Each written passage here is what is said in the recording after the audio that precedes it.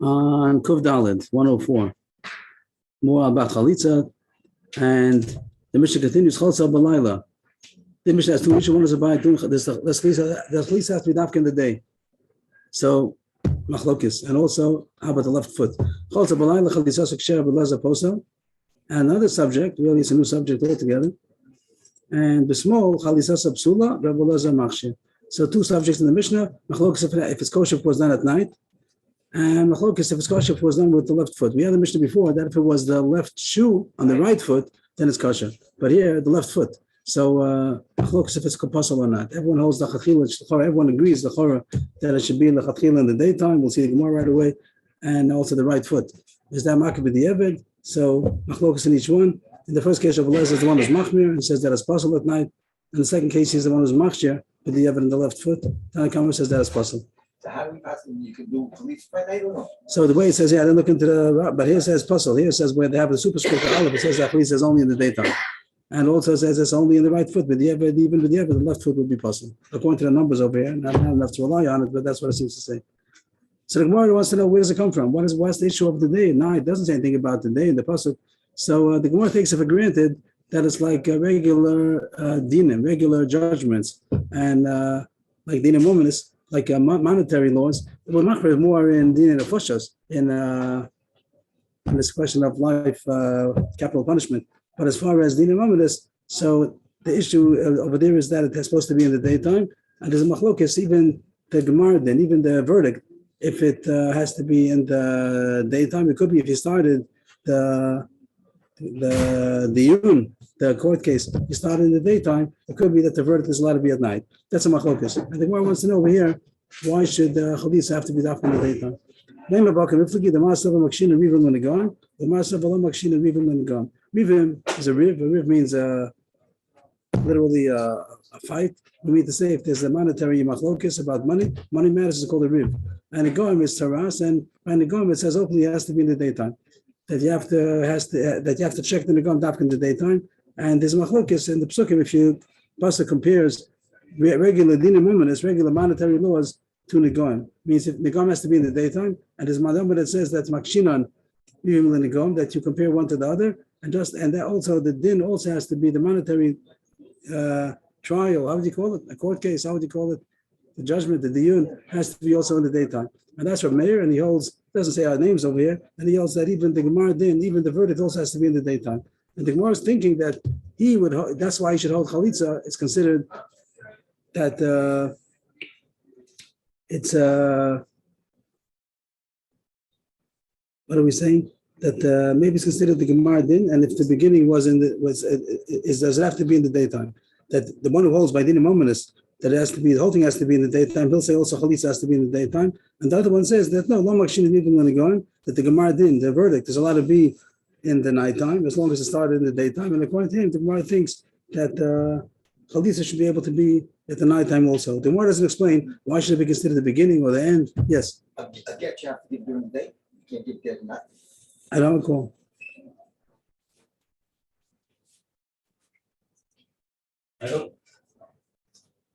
I don't recall. No, I just said I don't know. I just said I don't know. I don't. That's very surprising. So because since we know the marriage is at night, okay, so it's like The Rashi does bring down that. Well, the Gemara doesn't explain what's the whole subject of chalitza. Why does that have to do with the din? So Rashi says that it has something to do with ksuba. The fact that the chalitza now allows her to collect ksuba. If that's the truth, if that's the pshat, then baget also should be considered a din because it also allows her to get ksuba. So if ksuba is an issue, so then it should be a guess. It should by get also. I don't know, so I have to say I don't know. I'll look up about a guess. Okay, I do not. So I know. I just understand. But if somebody, if that's the only time that they get, I mean, a guy flew all the way to make sure. Really, you don't need a bezdin. Really, let's go back. You don't need a bezdin. You can give it in front of Adim. It's not a din in bezdin. Chalisa, you need a bezdin. So maybe that'll be the answer. It's not a din in bezdin. So then it could be at night. But I'll try to look at it just to make sure. See, we're talking about the bezdin of Chalisa. We said you need a bezdin. We'll see soon. Maybe it's not so simple. But could it be at night? And the Gemara compares it to din mominus. The Gemara doesn't say why. Rashi says the issue is because it has to do with monetary ramifications. The fact that when she gets chalitza, now she's entitled to get a ksuba. So that might be a reason why it's considered a din. And the Gemara first thinks that it's considered a gemara din, and gemara din is a machlokis if it could be at night, as long as it started in the daytime. And the Gemara says, no, the Kul Yamalom Makshin Rivim. It could be everybody holds that there's no such halacha, and the gemara din could be at night. But here it might be considered the Tchilas din. If you learn out then we'd say that nothing can be at night. Machlokes,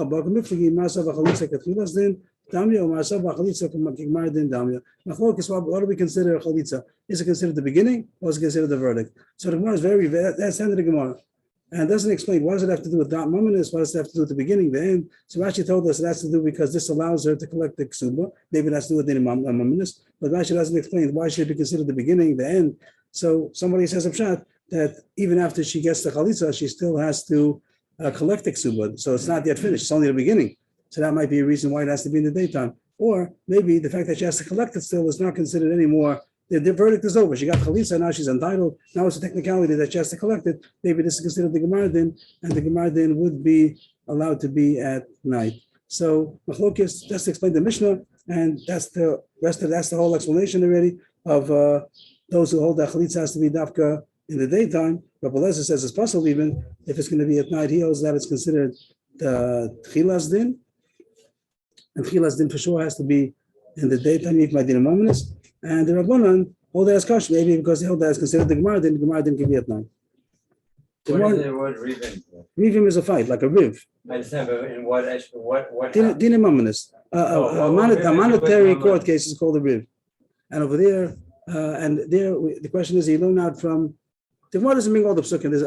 We looked into it a little bit in the preparation, that the pasuk says, Vayah b'yom achilo es banov, and it says over there, by Yerusha, it says biyom. So that's being a mominus about Yerusha, inheritance. And over there it says biyom, which sounds like it has to be in the daytime. And there's another pasuk that says, V'shavtu asam b'chol eis. That sounds even at nighttime. And the Gemara says in Sanhedrin, that would be a reason why some aspects have to be in the day, some can even be at night. The tchilas din has to be in the daytime, and the verdict can even be at night. But Meir says, you learn out from the going, everything has to be in the daytime, just like an egg is only just inspected in the daytime. So too, even the tchilas din, even the Gemara din also has to be. Really, they're going to have to be seen. That's what that's I don't see that. so we said Makshina, there's a hekesh for the pasuk of Makshina, and even in the Gom, there's a hekesh. So the pasuk compares it. There's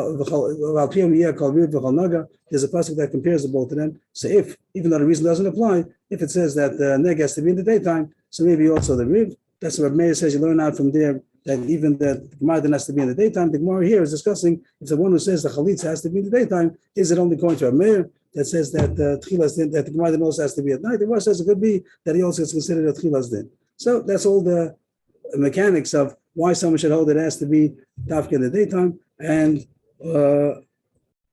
even b'diavad. And according to the number over here, it says puzzle. We'll see a little bit more Gemara about this issue. Is it who he paskin like? The Gemara says a story. Rabbi Barchia Katasua Abaduvda B'mok Yechidi B'Layla. There's a story of this person, this Amora, Rabbi Barchia Katasua, that he had he was the dayan who did a chalitza for somebody, and he did it with 3 leniencies. He used a mok and yechidi b'layla. Mok means some kind of a shoe. We said in yesterday's Gemara, the day before, that a mok is some kind of a shoe that is not made out of leather, and Rashi said it is megan. It protects. It's a protective shoe, but it is not made out of leather. And there was a machlokes if it's good or not. Yechidi means there was no bezdin. Just one person, the rabbi himself. He had so far no opinion. Everybody said you have to have 3. Nobody said that less than a bezdin is good, but he said that even if there's nobody there, it's also good enough. Even a yechidi, one dayan, balayla. Oh, he did it even at night. You know, so that's machlokes if it's kosher at night. So that was the Rabbi Barchia Katasva, 3 leniencies. Maybe you can say b'diavad. It seems to be these old coolers for specific, some kind of cooler. You're saying that he only did it. But our Mishnah says that the night. Our Mishnah had a machlokes. Our Mishnah is not about b'diavad. Close of the place as a kshera. But there's a poster. Blazer says even b'diavad is not good. So according to Blazer, wouldn't have been good because it was at night, and he went like the Tanakama that at night is kosher. It could be that you're saying that it's a dochak. He did it. He had no choice. But still, Rabbi Lezer holds his puzzle. So according to I'm Lezer, asking how you can paskin according to the story because it could be that it was a specific case. no. So nefesh. I don't know anything. It has to be kosher. If it's not kosher, it's not kosher. Right, kosher. And he did it. And the Gemara is asking, according to Rabbi Elazar, the Gemara is going to say that Rabbi Elazar holds that's not good. Rabbi Elazar says he's passing against Rabbi Elazar. According to Rabbi Elazar, it's possible. It's not going to help that it's b'diavad, a dochak. The Tanakh Rabbi Elazar holds that it's possible. It's not a good. That's the most issue. Amar Shmuel, Kama Rav Guvrei David Kichida. Shmuel said, how strong is he that he did like a yachid? He did like a Elazar. He did like the Tanakh against Rabbi Elazar. That's what the word seems to say. That he did like a yachid. And Rashi says that he was being sarcastic to say how great he is. Like he's very strong that he's able to do like a das yachid. He means to say he shouldn't have done that because we shouldn't have paskin. And the Gemara is going to talk about which things was Shmuel upset about. He did 3 leniencies: mok, that not leather; yechidi without a bezdin; balayla at night. And Shmuel was makbid that he only did like a das yachid. So first of all, wants to analyze what does Shmuel mean to criticize. My kusha, what is the problem with Shmuel that he had against these 3 leniencies? Mok, if the issue is because mok, which means that it wasn't a leather shoe, why should he be so makbid? Stam Tanya, it says in the Mishnah that it's good. It means even though there's a machlokas about it, but our Mishnah says that mok is good. It means the Bayas says a kav kitea. The Brisa before said that a mok is good. So there's a stam that says that's kosher. So why can't he rely on that?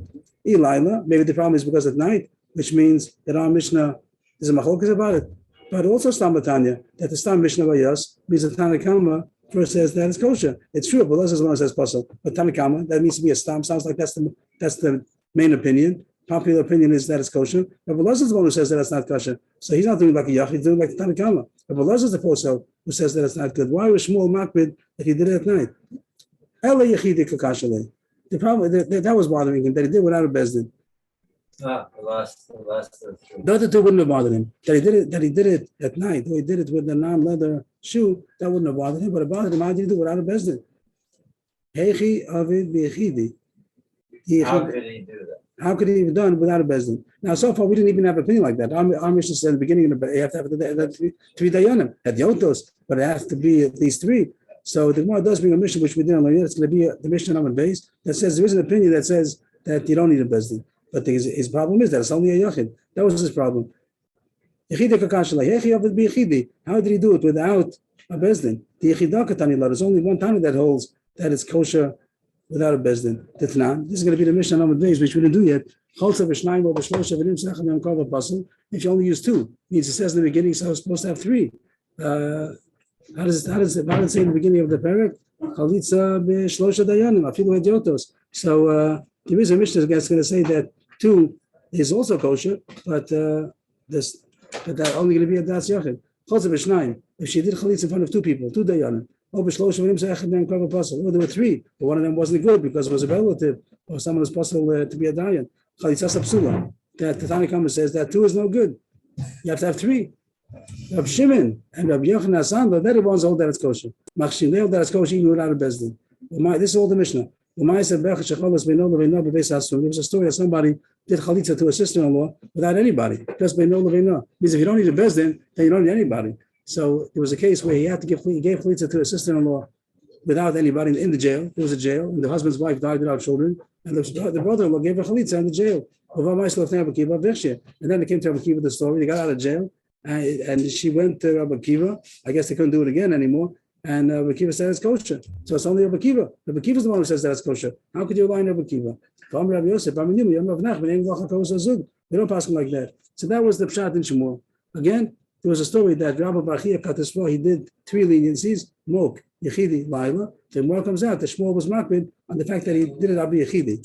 The yechidi, the fact that he did it b'mok, yes, you could rely on that, even though it wasn't leather. And he did it b'laila, also you can rely on our Mishnah that says that laila is good. But he did it b'yechidi. Only Rabbi Akiva holds that the yechidi is good. Without a bezdin, the Stam Mishnah holds that you have to have 3, and therefore he's makbid that he shouldn't have relied to do chalitz without a bezdin. That's one. Mok is some kind of a shoe that's not made out of leather. Not made out of. Thank you. Not made out of leather. It is protected. It protects the foot, but it's not leather, and that's machlokas if it's good or not. And the one says there is what to rely on. But what? Who keeps the shoe? Is it it's picked up? Whose shoe is it? Whoever shoe it is, he gets it back. He gets back his. No, it's just on the floor. So, I don't know. She takes off his shoe. We- He gets back the shoe. So we had yesterday who doesn't have to belong to him. Lachatchila should belong to him, but doesn't have to belong to him. Someone else could lend him the shoe, or they lachatchila to market him the shoe, and then whoever shoe it is, it gets it back. So the Gemara continues. That's one shot. That the only paid the shmuel that was that he relied on doing it without a bezdin. But the other 2 points about Laila, you can rely on our Tanakama, or the Mok. There's somebody that holds that even if it's not leather, it's kosher. But he shouldn't have relied on the one that did it without a bezdin.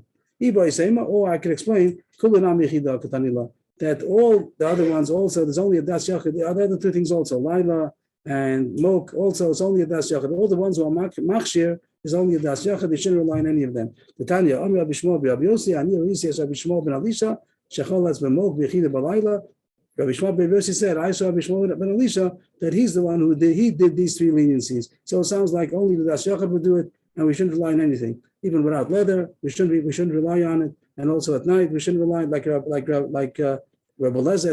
This way the Gemara is mashma that you shouldn't rely on Laila, even with the Eved, it should be possible, and also the case of Yechidi without a bezin is possible. So all 3 of them are not going to be making. We see that Rabbi Yishmael did do this. But he's a yachid. That's the point. He's only a yachid. That he's the one who did it. So when it says he's the one who did it, it means he's the one who holds like that. But otherwise, we don't pass him like that. So the Gemara seems to say that he shouldn't be making any of these leniencies, even with the evidence. Sounds like if it's not going to be leather, if it's going to be without a bezdin, if it's going to be at night, then it wouldn't be a good chalitza.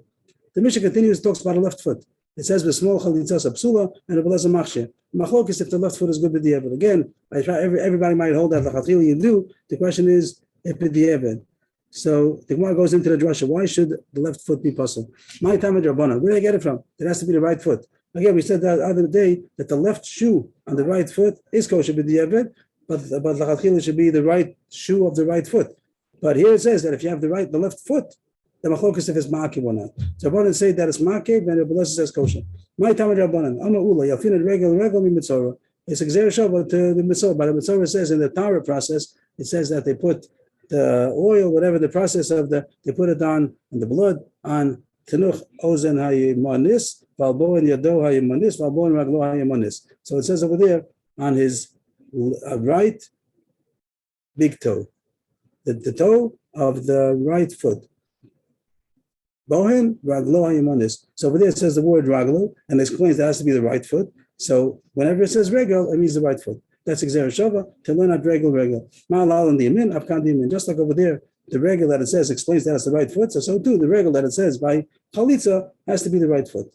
That's Tanakama's drasha. Rabbi Loza that says that it's Namake, where does he get it from? Lo Yalaf regel the mitzvah. Sounds like not. Sounds like he holds that he doesn't have the Xer Shava. The Gemara is saying he doesn't hold the Xer Shava. I'll show you someplace else. Rabbi Loza also does hold of the Xer Shava, not by a foot, but by the ear. Over there it says 3 things. It says Tunachosin Hayimanis. It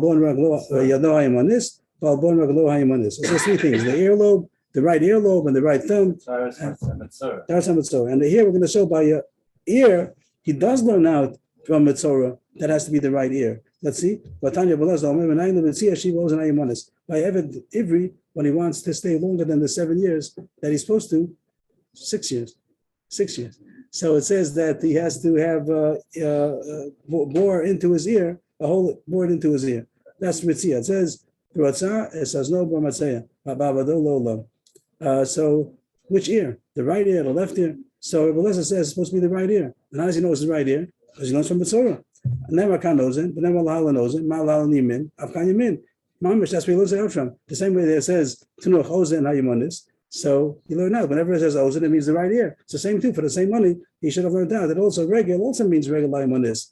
Just like you learn out Ritzia by Eved Ivri, you learn out from the Ozen of Mitzorah. So too, by the regal of Chalitza, you should learn out from the regal of Mitzorah.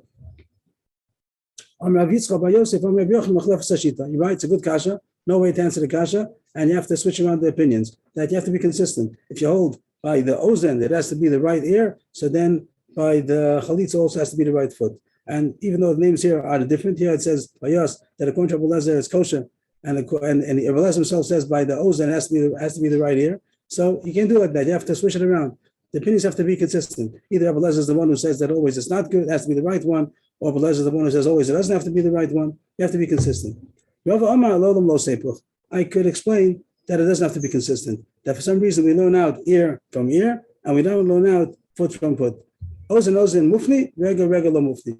That the psukim are extra. We know that Xer Shava, that when it has it's an extra word, the two links, the words of the links, that when it's mufna, it's a strong Xer Shava, and it can even tolerate a kasha. And when it's not mufna, then it can't tolerate a kasha. But Rashi talks about mufna mishneitzad and itzarechad, that if both of them are vacant or not. So the stronger it is, if it's more extra word, the two links, that makes it very strong, and it could withstand even a kasha. Kasha won't knock it down. But if it's not mufna, only mufna mitzarechad, so then it can't withstand the kasha. So that's what the Gemara is going to say, that both of them is a kasha. Mitzorah is not so easy to learn from Mitzorah. Mitzorah is very chamur. And even over there, you have to have the right ear and the right foot. It doesn't necessarily mean that other places it has to be the same. But if there's going to be a Gzer Shava mufna, then we're going to darshan it even though there's a kasha. But and then by ozen, it's going to be mufna. Ozen, mufni. That the two Gzer Shava over there, both of them are extra words, and therefore you can learn out, even though there's a kasha to say that's not similar, that open so is more reason why you should be the right ear, still a lot of learning out. But rega lo mufni, but the Gzer Shava rega has a kasha, the same kasha, but over there it's not mufna, so it's not such a strong Gzer Shava, so therefore we can't darshan it. And the Rebbe says that even the left foot is going to be kosher by chalitza. Mufni my pircha ika, but even if it's not mufni, it's only knocks down the Gzer Shava if there's a kasha. If there's no kasha, you're allowed to darshan the Gzer Shava, even though it's not mufna. The more says there's a kasha. There's a chumras that you find by Mitzorah that you find you have to have the whole Torah process. You have to have the cedar branch and the hyssop grass and the scarlet thread. So there are things that the other places don't have. So maybe you also have to have the right foot, the right ear. So you wouldn't be able to learn out to other places, even with a Gzer Shava. Meshivin, Lamedinu Meshivin. But by Ozen, so that's why regularly you don't learn out. But by Ozen, since it's mufna, you're allowed to learn the Gzer Shava, even though there's a kasha. So the Gemara just wanted to explain the drushes of the two sides. If you learn out, there has to be the right foot. And it seems we pass like the Tanakama that the right foot is ma'aked. If they did chalitza on the left foot, it's not a good chalitza. The left shoe on the right foot, yeah, it is good, but the left foot is ma'aked. Like Abai and Rabbi Yosef. Said to his Rebbe, he took his left shoe. That was the thing about that lachatchila should be the right shoe. His left shoe. Right. The lachatchila should be the right shoe. On the right leg, it's kosher. But lachatchila, use the right. The Mishnah says that's kosher. Over there, the chiddush was that only with the but lachatchila, you should use the right shoe. So lachatchila, the right shoe and the right foot. But the Yeven, you still must have the right foot, but the right shoe is not ma'akev. If they use the left shoe on the right foot as kosher. The Mishnah continues now. In the process of chalitza, it says three things. It says, she should take off his shoe, and she should spit in front of him, and she should say, those are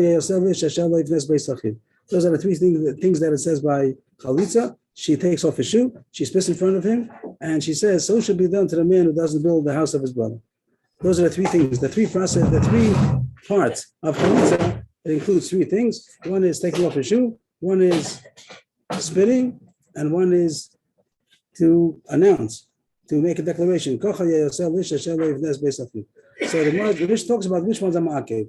Of these 3 points of chalitza process, which ones are essential, and if you don't have it, it's not a good chalitza. So the Mishnah talks about three cases. What if she did 2? In all the cases, the Mishnah will talk about she did 2 out of 3.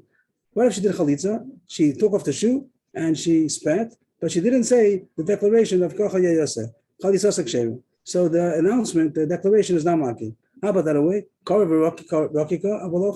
She said kocha yeyaseh and she spat, but she didn't take off the shoe. What do you think? Chalitza subsul. That's not good. Chalitza has to be that there's a take off the shoe. If you don't take off the shoe, it's not a chalitza. And the third possibility, chalitza v'kara avalo rakika, that she sure took off the shoe and she said kacha yeyaseh loish, but she didn't spit. Is that ma'akev? Is it spitting ma'akev? Machlokis. Rabbi Lezer Omer chalitza subsula, Rabbi Kiva Omer chalitza subsheru. So just to make it easy, chalitza of the shoe for sure is ma'akev, the kriya for sure is not ma'akev, and the spitting is a machlokis. The Mishnah continues. The Mishnah Amud Beis. Rabbi Lezer asks, how could he say it's not ma'akev? Kacha yeyaseh. It says in the pasuk, this is what has to be done. If it says kacha, that means that's ma'akev. Called avashu ma'aseh ma'akev. It says kacha. You tell whenever it says kacha, it's ma'akev. Kacha. There's other place where it says kacha also, and it says yeyaseh. Kacha yeyaseh. So kacha the fact that she has to announce something to say, so that's not yeyoseh. That's not called the doing. But spitting is something that's done.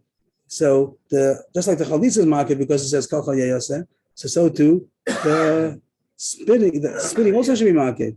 Kol davashu maseh market kol yeyoseh. No, misham raya kol yeyoseh lo ish. That only I shall let you know. Is a question. What? Mishamai means yes, like that's a raya. It's not the word question. It's more like yeah, like is that a kasha? That's a raya. No, it says in the pasuk not ish, which means only the things that are done to the man, like taking off a shoe. That's why it should be done to the man, taking off a shoe. But spitting, you don't spit on him. You spit on the floor in front of him. That's not called that you did to the man. So the things that are done to the man, taking off a shoe, that's market. But the fact that she spits if she would spit on his face or something like that, so then that would also be done to the man. It would be market. But that's not halacha. You don't spit on his face. You spit on the floor. So that's not called that it was done to the man. So it's not market. So that was a machlokas of Eliezer Rabbi Kiva if the spitting is market. The Mishnah continues. How about a cherish? If the yavam or the yevama, if they're a cherish, usually we know that a cherish is not a baradas. The Gemara is going to talk about that's what it means. That usually means deaf mute. The cherish always means cherish otavakata means deaf mute. If he's both deaf and mute, or the woman deaf mute, so not considered a bardas usually. So here it says a cherish shenechlatz v'charesh shecholza v'choletzas lekatan chalitzas psula. Kitana shecholza tachlos mishetagdil v'im lo cholza chalitzas psula. The way it says in the Mishnah, it says that there are two problems that are ma'akev, either a cherish or chareshes, or a katan or kitana. That if the man or the woman were deaf mute or minor, so it's not a good chalitza. The both of them have to be adults that are not cherish, not deaf mute. So here that's how the Mishnah reads. The word nechlatz is really the proper way to say nechlatz because it's done to the man. The man doesn't do chalitza, the woman does chalitza. The woman takes off the shoe of the man. Sometimes we say a choles levinto, even though it's not really accurate. It's to say a nechlatz levinto because he's not the doer. She's the one who does. But anyway, here it says charish, and if the man was a cherish or the woman was a chareshes, so it's not. It says it's possible. Also, if the man was a katan, also it's possible. The man was a katan. The brother of the dead man was a katan. Also, it's not good. Now ktana, you expect that since it makes a new case out of it, the whole 2 lines, you think that ends off kshera because it should just say katan and ktana also chalitza psula. The Mishnah is very long. It says a ktana that did chalitza, she should wait till she becomes an adult again and do it again. Okay, fine. And if she didn't do it, it's also possible. So really, it says it's very long for nothing. It's very strange. The Mishnah. I should have said cheresh and chareshes is possible, and the katan and ktana is possible. So there is a girsa that says kshera. This brings down that there's a girsa that says kshera. It seems that the real girsa should be kshera. That b'diavad, if the Ketana did it, the evidence is kosher. We'll see why I hope as we go along. But so far, cheresh and chareshes surely is possible. Katan is possible. Ketana in our Mishnah also says possible, but then it's very strange. The wording is very, very verbose to say so much, to say come back to the same thing as possible also. It says, the katan chalitzas psula. So say, katan also chalitzas psula. It says, wait till she gets old, do it again. Okay, but the boy also wait till he gets old. So the wording is very strange if the gersa is psula. And they say that the ikki gersa probably should be kshera. That by a girl, for some reason, the fact that she's a minor, lachatchila don't do it, and lachatchila wait till she becomes an adult to do it again even. But if she didn't, it's kosher. So I'm changing the gersa in the Mishnah. That's the end of the issue about the cheresh and the katan ktana. And then the Mishnah ends off. How about this? We had an Amar Aleph. If you didn't have a bezdin, which the Mishnah beginning of the parak says you have to have a bezdin, and we learned just a few minutes ago that Rabbi Kiva argues, and this is the Mishnah of Rabbi Kiva, which was quoted. The whole Mishnah was quoted on Amar Aleph. Chalsa b'shnayim. If she did chalitza in front of 2 people, you didn't have a bezdin, you only had 2, or shlosha v'nim sechad and kar apostle, or you had 3, but one of them was not kosher, one was not valid because he was a relative, or because he was apostle for a dying. Chalitza psula because I only had 2. You have to have 3. Rabbi Shimon, Rabbi Yochanan, and Nachshirin, they hold that kosher even if you have 2. And the Mishnah goes on to say not only 2, even if you have none, if you have no bezdin at all. Like it says, a person gave chalitza to his sister-in-law just between themselves. They were in jail, and that was the opportunity to do chalitza. They did chalitza. And Rabbi Kiva said that's kosher. She could marry out. So Rabbi Kiva, that's what the Gemara brought in number 1 aleph. That it's only a das yachid Rabbi Kiva, and we don't pass like that. We pass that you have to have a bezdin, and the bezdin also should be market.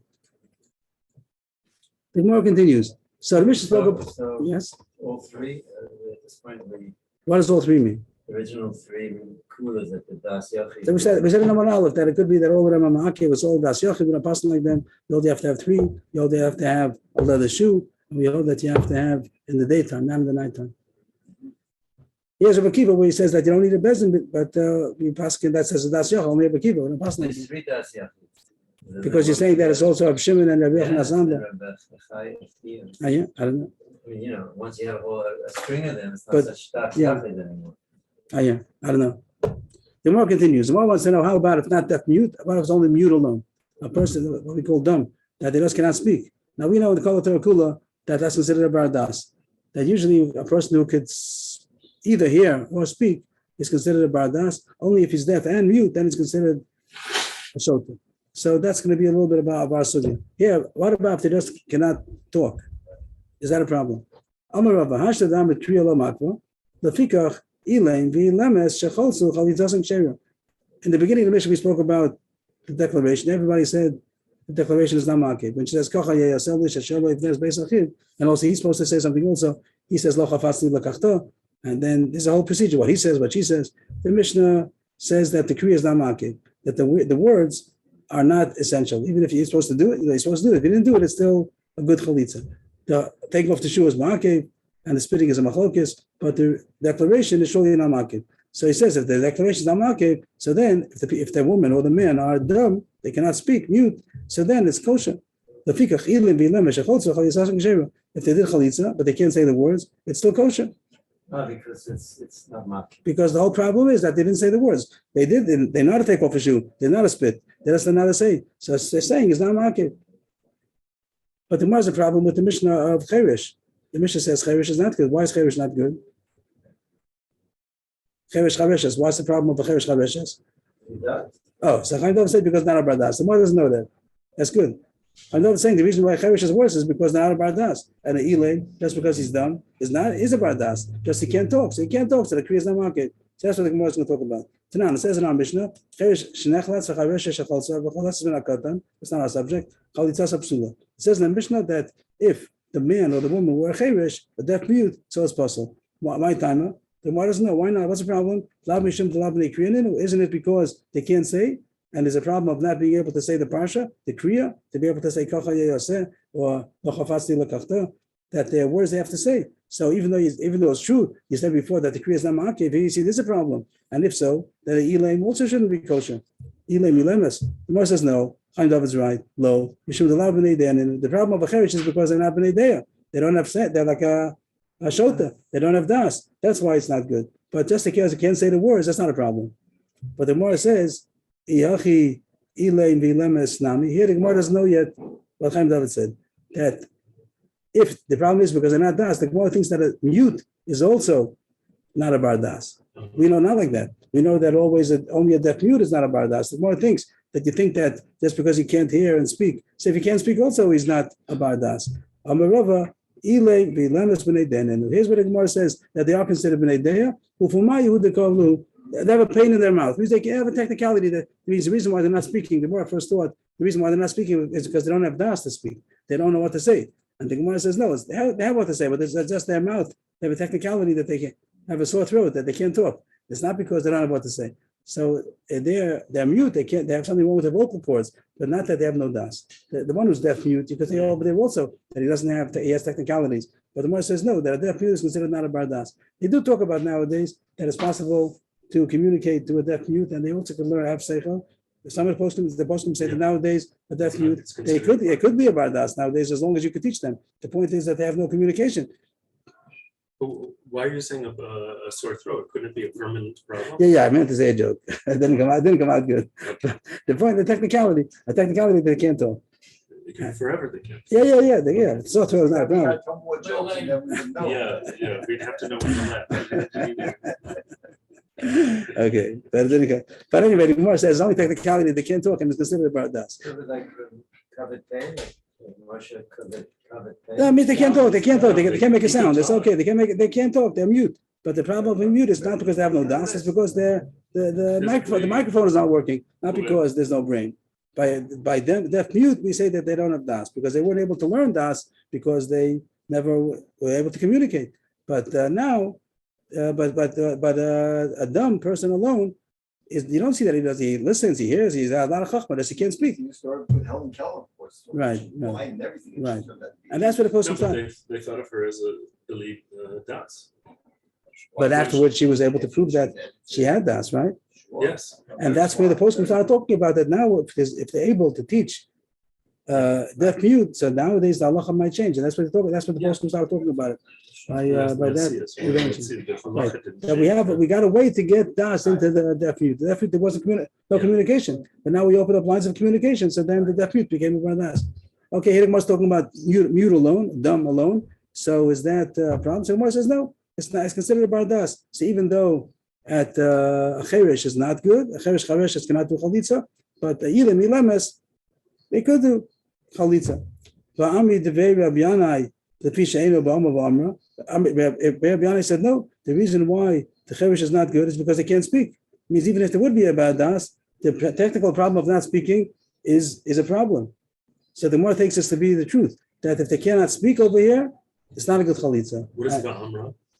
The Amri, the Vei Rabbi Yanai. The Vei Rabbi Yanai said, She'eno, the Amar, the Amra. It says that the word Amar is a pasuk in the Torah, and the word Amra is a pasuk in the Torah. It says that he should say, Lo chafasni v'amad v'amar, Lo chafasni lo kafta. And Amra is, and the woman should say, Lo avayabmi, something like that. Kacha yasel ish. So that Amar and Amra, that he has to say, she has to say, pasuk, and that's enough to pasuk. and the pasuk that says he has to say, was another way of saying this, because there's a declaration to make, and the declaration is ma'akev. And that's the meaning of Gemara's kasha. We said a second ago, declaration is not ma'akev. The chalitza is ma'akev.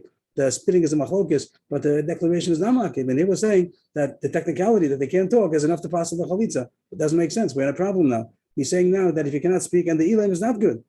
Ella kitma the Rava seifitma. Rava, first we had the quotation of Rava that a dumb person, he or she, it is a good chalitza. Not more changed it. He didn't mean that.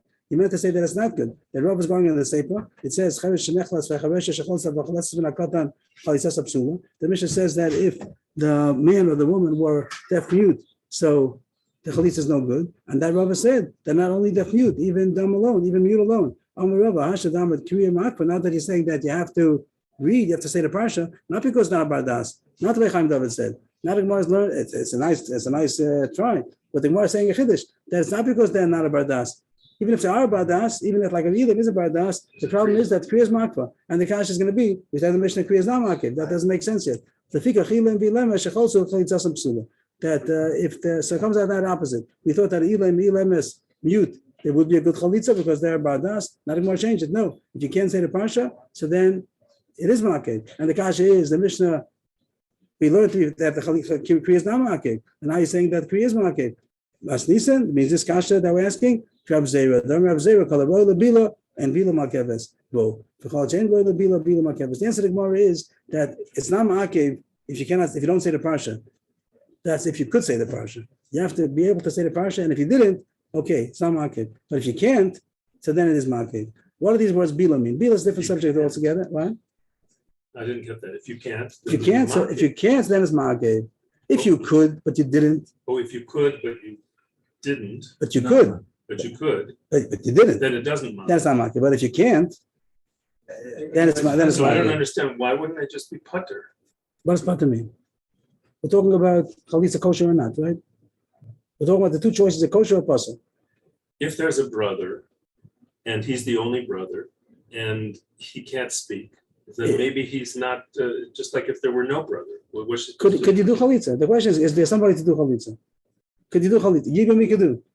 Yibam you could do. Oh, Yibam, But could you do chalitza? So if here it says that if you can't speak, like someone doesn't have a foot. He doesn't have a foot. Amputated. Up over the knee. So there's no chalitza. What do? No chalitza. So Yibam. They give a get if you want. But there's no option of chalitza because he doesn't have a foot. Oh. So here he doesn't have a voice. He doesn't have a voice. So it's makif. So the question is, the Mishnah says Kriya is not makif. The answer is Kriya is not makif if you have a voice, if you could talk. But if you can't talk, not because you're not a bardas, even if you are a bardas, but you can't talk, so the Kriya is makif. And that's what's that Yisod called this famous Abzera all over the Shas. Royal bila ain't bila makevas. Culture ain't royal bila makevas. Bila means mixing. To mix. Well, mixing. Mixing what? It's talking about to mix the oil with the flour by a mincha. When you bring a meal offering, so it says that you bring flour and oil and you mix it. Is the mixing ma'akev? What if you bought the flour and the oil, you didn't mix it? So is a mixing ma'akev. So it says if it's possible to do the mixing, so then it's not ma'akev. It's royal bila and bila ma'akeves. But if you have so much, so they're talking about a big quantity. You have a huge quantity that it's not possible to mix it. You need a electric mix or whatever. You wouldn't be able to do it. They wouldn't get mixed. Such a big amount, it's not. So then bila is ma'akev. And that's the yesod. Even when we say something is not ma'akev, is as long as you could do it if you wanted to. So you didn't do it, it's not ma'akev. But if you can't, it is ma'akev. So to over here, even though kriya is not ma'akev, if you technically didn't say the parsha, okay, but it has to be you're able to. But if you're not able to, then it is ma'akev. The mixing is the oil and the flour. Right. And it says if it's royal bila, ain't bila ma'akeves. But ain't royal bila is ma'akev.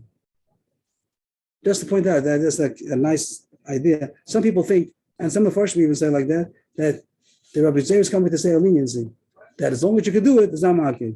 That's not the point. He's coming to say the chumrah, that if you have a pasuk someplace, you learn out that something's not ma'akev, but it has to be roy still, it has to be fitting. If you can't, it means over here you have to have a pasuk to say that kriya is not ma'akev, but if Rabbi Zeh comes to say a chumrah, but if you can't do it, then it is ma'akev. Rabbi Zeh is not coming to say a kula. Someone was asking, I'll say, this might be a joke, I'm not sure what it is, but someone asked, you have a lulav. I can take the lulav if I want to. So if I didn't take it, I'm yotzei. Someone's he has a mikvah in front of him. I can go to the mikvah. If I have no mikvah, so then I can't. But I have a mikvah. So since I can go to the mikvah, so it's like I went to the mikvah. Since I can take a lulav, it's like, since I have tefillin, so I'd have to put on the tefillin. Of course not. The observer is just saying that even when something is not ma'akev, but if you can't do, he's going to say a chumrah, that even when something is not ma'akev, like over here, the kriya is not ma'akev, but if you can't, it is ma'akev. He's coming to say a chumrah. He's not coming to say a kula. The Gemara continues. I'll just start the next sugya. I don't know if I get how far I know. It starts off, Shalchu le la new sugya. Shalchu le la Shmuel. They sent to the father of Shmuel. Yevama sherokika tachlots. That's what they sent. Yevama sherokika tachlots. What if Yevama, she spat at the Yabam, like in the process of chalitza. But then they changed their mind and they want to do Yibum. They started the process. It means after you do chalitza, you can't do Yibum anymore. But they didn't do all chalitza. She just spat. And then they said, it's reconsidered, and they'll do Yibum. So no, too late. Tachlos is... Only chalitza. You have to do chalitza. You can't do Yibum anymore. Continue with the process of chalitza because you can't do any more Yibum. So it's enough of a chalitza that you can't go back to Yibum anymore. And that's what the Gemara explains. That means that the other brothers or him, whatever, can't do any more Yibum. The Gemara wants to know why. The kasha is going to be, what do we say about spitting? We said it's spitting ma'akev. How chashuv is spitting? How significant is it? The other machlokes, is it ma'akev or not? Machlokes, that according to one man the Amar, Rabbi Kiva says not ma'akev. Even when you're supposed to do it, if you didn't do it, it's not ma'akev. So it's not so significant. Yes, That's going to be the question. What was the Meklal? Where's the finish? We can derive from this statement, which means that she's not allowed to be yibum to the brothers. She can't do the erva because you're not allowed to do yibum anymore. Once she started doing chalitza, even though she didn't do chalitza, she just did this from the hours to do yibum to the brothers. Maybe to him also. They should say she can't do yibum anymore. I said she reconsidered to do yibum to the man himself. Okay, the brothers, him. So no more yibum. And the Gemara is going to ask, in short, the Gemara is going to ask that if you hold that it's not significant, how do you judge if it's a significant act? If you need it in the positive, when you're doing it, is it enough to be mach to make the chalitza? Is it essential in the chalitza process? No. You had a machlokes. We said a machlokes. Rabbi Lezer says, yes, sir. That was the mission at the bottom of the page. Just to turn back a little bit, the bottom of Amud Aleph. What did it say? Lo Rocky Kor, Rabbi Lezer Omer chalitza sapsula. Rabbi Lezer that it's significant, you must have it. Rabbi Kiva holds not. And the Gemara is going to ask, according to Rabbi Kiva, that it's not essential, so it's not significant. So he didn't do anything. He didn't do a significant act. So it shouldn't. The Gemara doesn't understand why should it be possible to do yibum. It's an insignificant part of the process. According to Rabbi Lezer, that holds that it's ma'akev, that means that it's a significant part of chalitza, so it's more essential. So then we can understand more that it should be ma'akev, that it should stop her from going back to Hebrew anymore, because she started doing an essential part of the chalitza process. But according to Rabbi Kiva, it shouldn't make sense because the whole thing is not ma'akev, so it's not so significant. That's what the Gemara seems to read. So the Gemara starts. So they sent that word to Shmuel, yevamos only the chalitza, you can't go back anymore to do yibum, which means and the one wants to know who's the author of this. Mani, who's talking? Either Rabbi Kiva. Rabbi Kiva saying that? Nah, Rabbi Kiva wouldn't say that. Now the word's pretty long, which we could be short and say. I'll just take out some for a second. That's okay, just to make a parenthesis, just to get that gist of what's being said. Just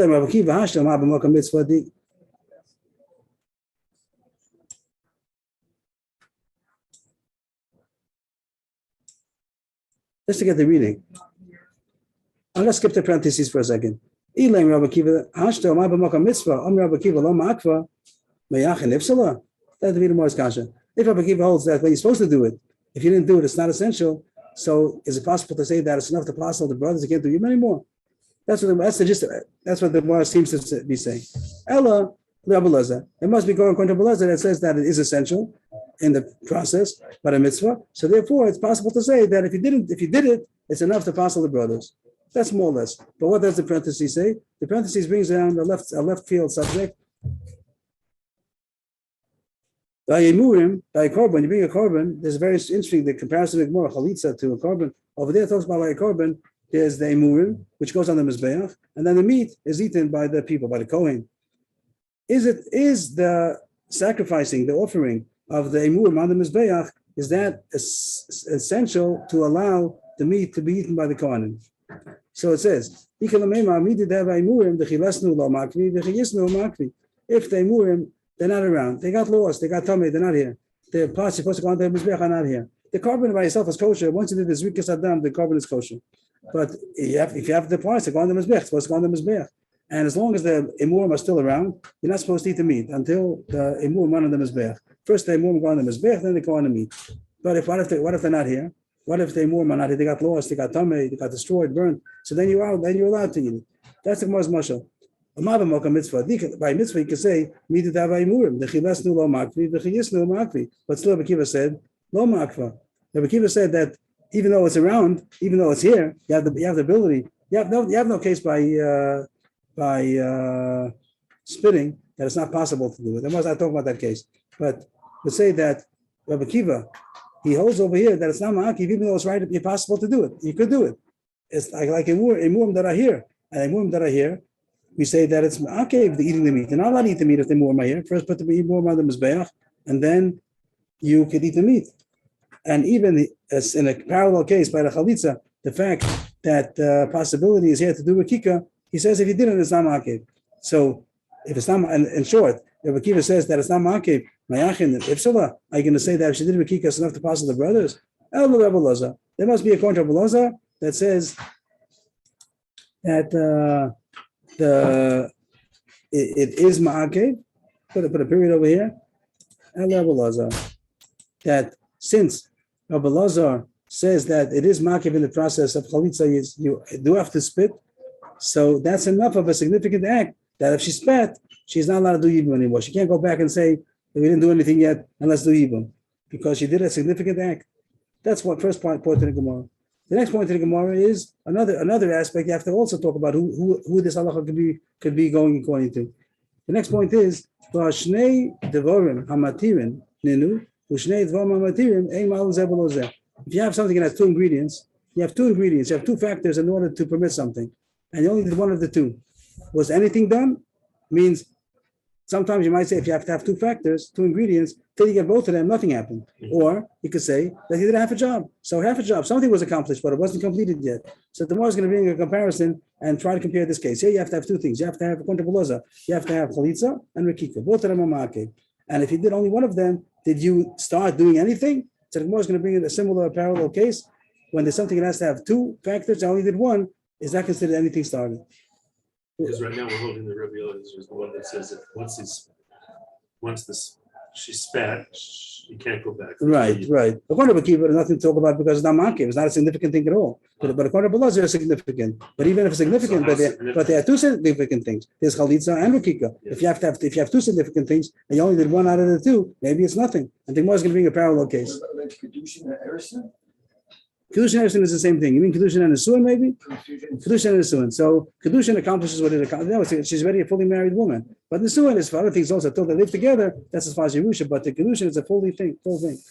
So that's the question. If you have something, you have to find a case which has two factors in order to create a situation, and you only did one of the two. Could be till you did both of them, nothing happened. Like sometimes, I don't know, two separate mitzvahs. Even in the Taryag, the two separate mitzvahs. But let's say, I don't know, a good example, but let's say by electricity, you're going to put two, you have to have two wires to get it to go. If you put one wire, nothing happens. You have to have two. So that's the issue. If you have two factors in order to create something, you only did one out of the two. Did you do anything? So if you're right, over there you have nothing. If you don't have all four, you have nothing. But the Gemara is going to try to find something that's a parallel. You're right. But here, did you do anything? But we're talking about having an accomplishment that you create something new. So there, did you do the mitzvah? You didn't do the mitzvah. The mitzvah is only to have all four. But here we are accomplishing a situation. This woman is already a chalutza. She can't do a yibum. Did you accomplish half a chalutza? You go ahead. You want to say something? I thought that if you didn't have all four, you still accomplished it. No. By the four meaning, if you don't have all, If you don't have an esrog, then you shouldn't take the other two. Right. If that was roughly, you still take. If you do, so if you do, it's only going to be not to forget the mitzvah, but you didn't do it. You didn't get the mitzvah. If you only have three tzitzis, you don't put on, you didn't do the mitzvah. Yeah. Okay, so that's the most question. The more finds this parallel case. The more is asking, even though you're saying that both of them are ma'akev, but you have to have two things. It means in order to do the chalitza, you have to have two ingredients. Also taking off the shoe, also spitting. If you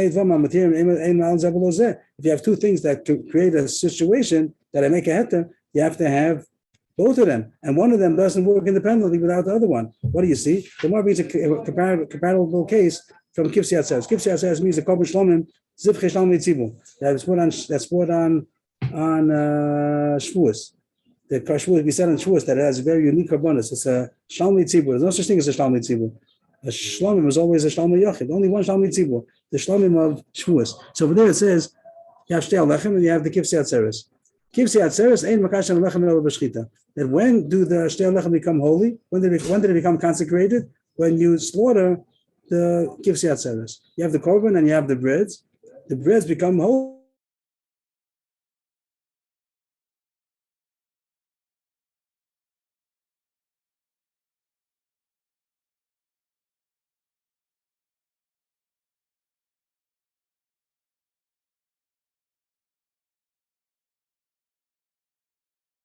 Everything right. You did the shchita and the zrika. Those are going to be the two factors over here. Shchita and zrika. We're looking for something that's two ingredients. Here are two ingredients. Shchita and zrika. You did both of them right. Shachtan lishman. Maybe a highlight that helps. Shachtan lishman. Bezorak daman lishman. You did everything right. Shchita and zrika. Both of them were done lishman. What's halacha? Kiddush alechem. Yeah, the bread becomes holy because you did everything right. How about shachat shelo lishman? Bezorak lishman. The shchita wasn't good. So nothing starts. Lo kiddush alechem. It didn't start even. Nothing starts. How about shachtan lishman v'zarek dam shelo lishman? You did the shchita without the zrika. The shchita was lishma. The zrika was shelo lishma. So did the breads, the shell, did it become holy? It didn't get the full kedusha because you didn't do the zrika, but did it become partially holy? Kadosh ve'ene kadosh. Rebbe holds that it becomes partially kadosh. That since you have two material, it only becomes kadosh at all when you have both of them. Half a job, you didn't do anything. So the Gemara is saying that this is only going to be according to Rebbe. That here, if we're saying that because Rebbe said kodesh ve'enu kodesh. Right, that you accomplished, there's something happened. So since you have something that has two ingredients, you only did one of the two ingredients. According to Rebbe, something happened, partially happened. According to Elazar Hashem, nothing happened. You go to a wedding. Yeah. What's a ksuba? What's a ksuba? Yeah, what's that? So until he gives her a ring, The ring is the kedushin. the ring is the kedusha. It's not two factors. The ring is the kedushin. If he doesn't get the ksuba, And then you still live together. let's say that maybe technicalities, but he's married. She's a married woman. The ring is the kedushin. When you say everyone says mukudeshes. She's a married woman. He gives you a ring and he doesn't have it. That's a very good kedushin. We have to learn that. We have to learn that. What about yichud? What about? What? What is the ring? That's just the kinyan we're talking about right now. We're talking about kedushin, not the suin. You're talking about the nesuin, the chuppah. So that's what the Gemara finds over here. That when you have something that has two ingredients, only did one. Did anything get accomplished? So that's the machlokes of Elazar, Shimon, and Rebbe. And according to Elazar, Shimon, nothing happened. According to Rebbe, something happened. So this That's why Allah, you would not be able to do yibum. right? That according to Rebbe, we could say this halacha makes sense. You have to have two opinions over here. You have to have Rebbe Elazar, that is a significant part. According to the Rebbe, it's not significant at all. So Shlomo not going to make that she can't marry the brothers. And but even that, but it's only one out of two. There's spitting and there's the shoe. So if only one out of the two, Rebbe Elazar will say he didn't do anything. Now do yibum if you want. You didn't do anything until you get the whole thing. But according to Rebbe, if you did one out of the two, she becomes partially chalutza. So since she's partially chalutza, don't do yibum anymore. Adkan. I'm still in the middle of the sugya, baby, but that's fine. That's as far as I got. Well, so why do they make such a big deal of the consumers? What's the big deal? They go and they rip it up. They rip it up. If it's not written exactly 100%, if the spelling is wrong. That's all before I mean, the. this is all. She's married. She's a married woman. She's married, and it's chayv ksuba even if he doesn't have the document. That's not. But you're supposed to have a ksuba, and it says that they should know where the ksuba is in order to live together. They should have the ksuba. But she's a married woman. If they want to call it off, they need to get. She's a married woman already. Married to kadeshasli, he gives it to her. She's married. She's muresses. Comparing that to. No, I actually wanted to know about That was a side thing. the ksuba. I also have a side, my wife has a side question, which is, do the rabbis ever make a man pay the ksuba Do they make a man pay the ksuba? nowadays? I mean, they pay more than the ksuba. I think. I mean, how do they? Do you have cases? She doesn't seem to think there are cases like that. Every time there's a divorce, he has to pay money. She thinks every time there's a divorce, they don't have to pay money, usually the woman has to pay money, or they're extorted. No, So no, I no. think what he's talking about is, I think what Lady Yaakov is talking about, if the woman demands divorce, so sometimes the woman will say that I'm willing to give up my ksuba. But if the man wants to get divorced, then he can't. What his wife is saying is when the guy doesn't want to give the get, and the woman has to pay $100,000 to get the get. Okay, that's a side point. But the issue of when a man divorces a woman, usually a woman doesn't have the woman doesn't have a say in the matter if she wants to get divorced or not. Now things change, but the real law is that the man has the decision to give a get if he wants to or not, and if he does, he has to give ksuba. Yeah, well, I thought there was a takana from Rabbi Gershon. okay, but so it should be against her will. She has to receive it. That's it. But if the man gives a get to the woman, so he has to pay her ksuba. If he doesn't get it, he has to pay the ksuba. And that's one of the reasons why they make ksuba. Ksuba is drabanan, and know that it shouldn't be easy to divorce. He should think twice. It will cost him a lot of money. So he should think twice before he divorces. And if there's a reason sometimes that he doesn't want to divorce, and so then not necessarily she have to give ksuba. He doesn't want to divorce. If she wants a divorce for some reason, so not necessarily say why should he give ksuba? He doesn't want a divorce. So he says I want to stay married. So wow, we're going to force him to give a get and also to pay. So it depends on the circumstances. Why we forcing him? Maybe he's not doing his responsibility. Then he has to give ksuba. Maybe she's not doing her responsibility. Then there's a law that she gets to get without ksuba. If she's not being a good wife, she's not living up to the standards of. If he's not being a good husband, so then we'll force him to give I a don't get. want it. So then I don't want to give a get. Maybe they said, but you're not a good husband. So then we're going to get the stick. You got to be a good husband. Or we'll force him to give a get. Then he has to pay ksuba also. But if sometimes it's that she's the one who is at fault, so Are they then giving the stick these days? I don't know. That's like- In America, they gave the stick and the guy ended up in jail.